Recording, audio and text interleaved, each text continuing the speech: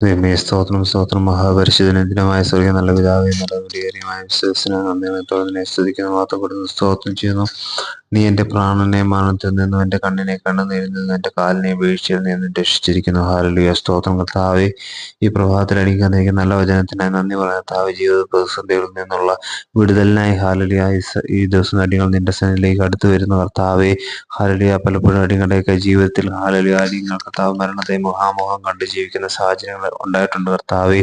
Hallelujah. അപ്പോഴൊക്കെ കർത്താവ് നീ ഞങ്ങളെ കണ്ണിൻ മണി പോലെ കാത്തു പരിപാലിച്ച് ജീവിതത്തിലേക്ക് തിരിച്ചു കൊണ്ടുവന്ന ഒരു ദൈവമാണ്.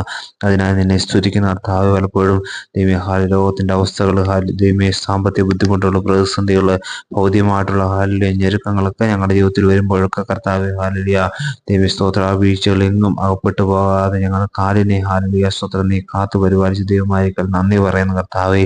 ആ ദൈവത്തിന്റെ സ്നേഹത്തിൽ കർത്താവ് മുമ്പോട്ട് ജീവിക്കാൻ അടിയങ്ങളെ സഹായിക്കണം.